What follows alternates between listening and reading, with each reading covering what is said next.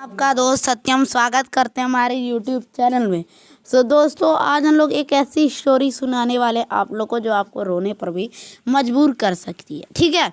कविता अपने माता पिता की बहुत लाडली थी। 3 बड़े भाइयों की बहन थी। कोई भी चीज़ मांगने पर उसी वक्त सामने हाजिर हो जाती थी। पूरे घर में रौब था। उसका पूरे परिवार और नौकरों पर राजकुमारी की तरह हुक्म चलाती थी कविता। स्कूल में भी पूरा रौब था उसका। बड़े घर की लाडली जो थी वह।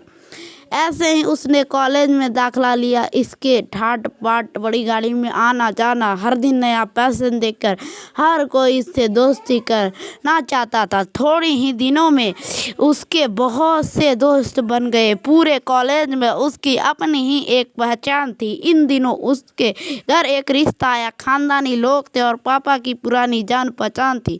उनके साथ कविता के साथ कोई ज़बरदस्ती नहीं थी, पर कविता ने फिर भी हाँ कर दी, क्योंकि वह अपने परिवार से बहुत प्रेम करती थी। वह जानती थी कि वह लोग उसका अच्छा ही सोचेंगे। लड़के का नाम राज था। राज काफ़ी पढ़ा लिखा और समझदार लड़का था। ससुराल वाले भी बहुत अच्छे थे। ससुराल में कविता की जगह वैसी ही थी जैसी कि मायके में। कोई भी कार्य कविता की सलाह के बिना नहीं होता था। सबकी लाडली बहू बन गई थी वह। फिर उसके घर एक बेटे का जन्म हुआ। राहुल कविता को जान से प्यारा था। पोता पाकर ससुराल वाले तो फूल नहीं समाते थे।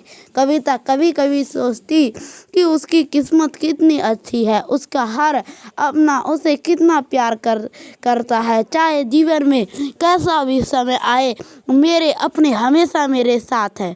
मैं कभी अकेली नहीं हो सकती। कितनी किस्मत हूँ मैं। पर शायद कविता की खुशियों को उसकी अपनी ही नज़र लग गई थी। एक दिन वह मायके जाने की जिद कर बैठी। राज को बहुत काम था, लेकिन वह फिर भी उसे ले गया। रास्ते में उनकी गाड़ी अन्य गाड़ी से टकरा गई। कविता, राज और राहुल बहुत बुरी तरह से जख्मी हो गए। काफ़ी दिनों के इलाज के बाद राज और राहुल तो ठीक हो गए, लेकिन कविता पूरी तरह ठीक ना हो सकी पर सर पर चोट लगने के कारण वह अपनी आंखों की रोशनी खो बैठी। वह कविता की किस्मत जैसे उल्टे पांव चलने लगे। मायके वाले कुछ दिनों तक उससे मिलने आते रहे। फिर कभी कभार फोन ही करके पूछ लेते कि अब कैसी हो। धीरे धीरे यह सिलसिला भी कम हो गया। ससुराल वाले की सहानुभूति भी कम होने लगी। घर में किसी को पास बैठने के लिए कहती तो जवाब मिलता, बहुत काम है, अब तुम भी हाथ नहीं बटा सकती। राज भी चिड़चिड़ा हो गया था। बस राहुल ही था उसके साथ, जिसके साथ हंसते खेलते उसका वक्त गुजरता। एक दिन कविता के हाथ से कुछ सामान गिर गया, जिसकी वजह से राहुल को हल्की सी चोट लग गई। कविता के सास ससुर ने राहुल को उससे अलग कर दिया कि कहीं उसके ना देखने की वजह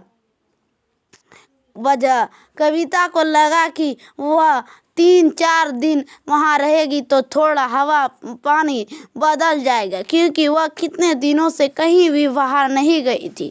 घर वाले भी इतने दिनों बाद उससे देखकर कितने खुश होंगे। कविता के घर पहुँचने पर सब लोग बहुत खुश हुए। खाने में सब कुछ कविता का पसंद का ही बनाता। उसने अपने मम्मी पापा और भाइयों से दिल खोलकर बातें की। उनके छोटे छोटे बच्चे भी बुआ के साथ घुल मिल गए थे। रात को सोने के वक्त जब वह कपड़े बदलने लगी तो उसे पता चला कि उसका बैग तो बहुत बड़ा हुआ था। वह सब समझ गई। वह बहुत उदास हो गई। कुछ दिनों तक वह सब ठीक रहा। फिर जैसे सब बदलने लगा, सबका व्यवहार बदल रहा था। वह लोग जैसे थक चुके थे, उससे सब लोग घुमा फिरा कर पूछने लगे कि राज कब आ रहा है उसे ले जाने। वह बहाना बना देती, जबकि वह जानती थी कि उस घर में अब उसके लिए कोई जगह नहीं है। कविता से चलते वक्त कुछ ना कुछ नुकसान हो जाता। थोड़ी बहुत टोका टोकी से सुनाई देती, वह टाल देती। एक दिन उसके हाथ से लगकर एक कीमती फूलदाना टूट गया। छोटी भाभी ने बहुत हंगामा मचाया। कविता के माता पिता रोज रोज के झमेले से तंग आ गए थे। उन्होंने राज को खुद से फोन कर दिया। राज कविता को अपने घर ले गया। कविता को अपने परिवार वालों से यह उम्मीद न थी। जिस कविता के कहे बिना घर में एक पत्ता भी नहीं हिलता था, उस घर के लिए वह अब बोझ बन चुकी थी। रात के साथ ससुराल आते वक्त वह बहुत खुश थी, क्योंकि वह अपने घर जा रही थी, अपने जिगर के टुकड़े राहुल के पास। परंतु यह खुशी भी कुछ पल की ही थी। सारा बंदोबस्त पहले ही किया हुआ था। कविता को सीधे ऊपर वाले कमरे में पहुंचा दिया गया। राहुल से दूर रखने की सख्त चेतावनी दी गई। यह काम वाली लता को उसकी जिम्मेदारी सौंपी गई, जो उसके खाने पाने जैसी ज़रूरतों का ध्यान रखती। कविता ज़्यादा चुप ही रहती। कभी कभी काम वाली लता से थोड़ा बतिया लेती। इसके जरिए राहुल का पता चल जाता। सबकी लाडली बेटी और बहू सबके लिए लाडली से बोझ बन चुकी थी।